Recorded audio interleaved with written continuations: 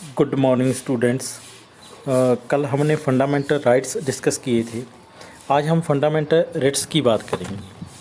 Fundamental rights जो हमारा fundamental rights है, राइट टू कॉन्स्टिट्यूशन रेमेडीज़, जिसमें हम को अपने जो फंडामेंटल राइट्स हैं उनको एक्सेस करवाने के लिए कोर्ट में अपील कर सकते हैं और डायरेक्ट हाई कोर्ट या सुप्रीम कोर्ट में भी जा सकते हैं। तो फिर कोर्ट जो है ये 5 टाइप्स की रिट्स जो हैं अलग अलग सिचुएशन में, अलग अलग केसेस में जो है इशू की जाती हैं। फर्स्ट है habeas corpus. A writ of habeas corpus mean that the court order that arrested person should be present before it. It can also order to set free an arrested person if the manners or ground of arrest are not lawful or satisfactory. Habeas corpus में court writ issue करता है, arrest person को अपने सामने present करने के लिए कह सकता है और जिस पर्सन को अरेस्ट किया है उसको रिलीज़ करने के लिए कह सकता है अगर उसकी जो अरेस्ट है वो लॉ के अकॉर्डिंगली नहीं है या सेटिस्फैक्ट्री नहीं है। सेकंड जो फंडामेंटल रिट्स है that is mandamus. The writ is issue when the court finds that a particular office holder is not doing legal duty and thereby interfering on the right of an individual. Second जो writ है वो writ issue होती है कि if कोई particular office holder है या कोई ऑफिसर है वो लीगली अपनी ड्यूटी नहीं कर रहा और किसी इंडिविजुअल के राइट में इंटरफेयर कर रहा है, तो ये रिट वहाँ पे इशू होती है। थर्ड है prohibition. This writ was a higher court means high court और supreme court. When a lower court has considered a case going beyond its jurisdiction, तो ये जो रिट है ये हायर कोर्ट इशू कर सकती है लोअर कोर्ट को, सुप्रीम कोर्ट लोअर कोर्ट को या हाई कोर्ट अपने से लोअर कोर्ट को इशू कर सकती है कि ये कोई भी केस जो है वो उसके सामने जुरिडिक्शन का है। इट मीन्स कि ये उसके एरिया का केस है। थर्ड है quo warranto. If the court finds that a person is holding office but is not entitled to hold that office, it issue the writ of quo warranto and restriction that person from acting as an office holding. तो ये fourth writ है, ये इस situation में issue होती है कि अगर कोई पर्टिकुलर पर्सन जो है वो किसी ऑफिस में किसी पोजीशन पे है बट उसकी जो कैपेबिलिटी है या उसकी जो क्वालिफिकेशन है वो उसके अकॉर्डिंगली नहीं है, तो इस रिट के थ्रू जो है उस पर्सन को उस ड्यूटी करने से जो है वो मना कर सकती है कोर्ट जो है। लास्ट है जो फिफ्थ रिट है that is certiorari. Under this writ the court order a lower court और another authority to transfer a matter pending before it to the higher authority or court। इस case में इस writ में क्या है कि in case court जो order करता है लोअर कोर्ट को या किसी और अथॉरिटी को जो मैटर पेंडिंग है उसके सामने, वो या तो हाई अथॉरिटी को या कोर्ट को ट्रांसफ़र किया जाए। तो इस तरह से ये 5 जो फंडामेंटल राइट्स हैं ये बहुत इंपॉर्टेंट है किसी भी फंडामेंटल राइट्स को एक्सेस करवाने के लिए। नेक्स्ट हम बात करेंगे directive principle of the state.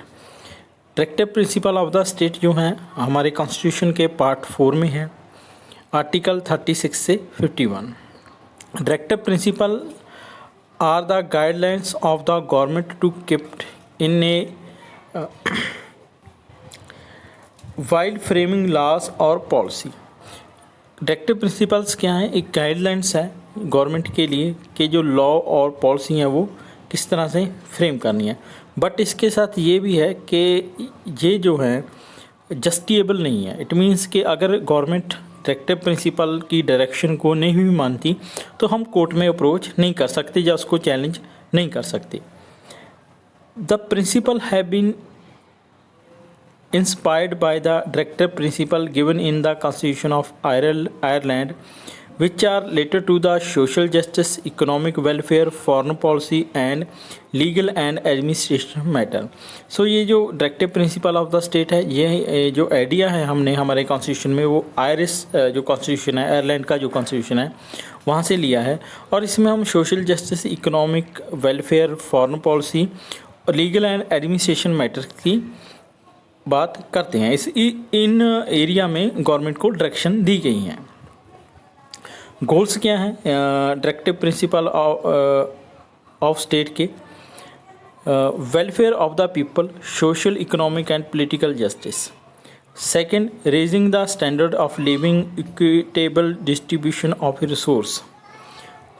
Welfare करनी है पीपल की, सोशल और इकोनॉमिक पॉलिटिकल जस्टिस उनको मिले, उनके जो राइट्स हैं वो मिले, जो लिविंग स्टैंडर्ड है वो अप करना है, इक्विटेबल डिस्ट्रीब्यूशन ऑफ रिसोर्स करनी है, promotion of the international peace, international peace को प्रमोट करना है। अगर हम देखें तो हमारा जो आर्टिकल 51 है उसमें हमने जो हमारा फॉरेन पॉलिसी का एजेंडा है उसमें हमने इंटरनेशनल पीस और हार्मनी को प्रमोट करने की बात की है।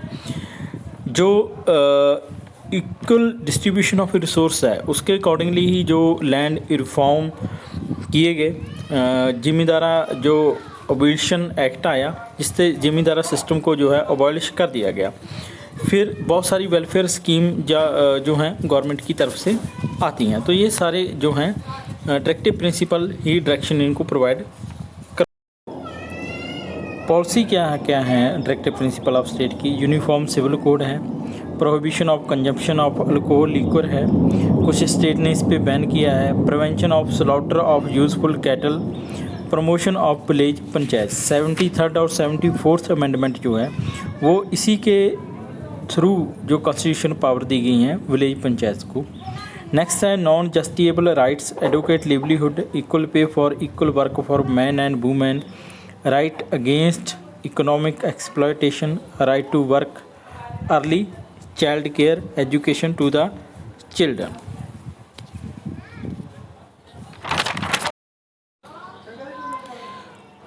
नेक्स्ट है फंडामेंटल ड्यूटीज़।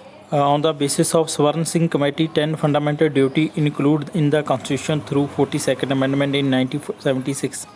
फंडामेंटल ड्यूटीज़ जो है आर्टिकल 51A के अंडर आती है। इसमें क्या है कि हमें हमारे जो नेशनल सिंबल हैं, नेशनल फ्लैग है, नेशनल एंथम है, उनकी रिस्पेक्ट करनी है। जो आइडिया हमारे इंस्पायर आइडिया थे नेशनल स्ट्रगल फॉर फ्रीडम के लिए, उनको फॉलो करना है और अपहोल्ड करना है सॉवरेनिटी को, यूनिटी को और इंटीग्रिटी ऑफ इंडिया को। इंडिया को डिफेंड करना है, नेशनल सर्विस जो है वो करनी है, प्रमोट करना है हार्मनी को, कॉमन ब्रदरहुड को, जो हमारी डाइवर्सिटी है उसको इग्नोर करते हुए, चाहे रीजनल बेस पे हो, लिंग्विस्ट बेस पे हो, रीजनल बेस पे हो। To value and preserve the rich heritage to the country and composition of the culture, हमारा जो कल्चर है या हमारा रिच हेरिटेज है उसको प्रिजर्व करना है, प्रमोट करना है। Protect and impure the natural environment include forest, lake, river and the wild life and have compassion for living creators. So हमारे जो इन्वायरमेंट है उसको प्रोटेक्ट करना है, साइंटिफिक टेम्परामेंट डेवलप करना है, ह्यूमनिज्म में बिलीव करना है, safe guard of public property को सेव करना है। और कलेक्टिवली जो है हमारी एजुकेशन, हमारी कलेक्टिवली जो अचीवमेंट है उनको अचीव करना है। और फाइनली जो अपॉर्चुनिटी ऑफ एजुकेशन है हर एक चाइल्ड को वो उसके पेरेंट्स या उसके वार्ड की जिम्मेवारी है। तो ये था हमारा chapter rights in the Indian constitution. अगर आपको कोई भी डाउट हो या कोई भी क्लैरिटी ना हो तो आप कॉल कर सकते हो या व्हाट्सएप नंबर पे मैसेज कर सकते हो। Thank you very much.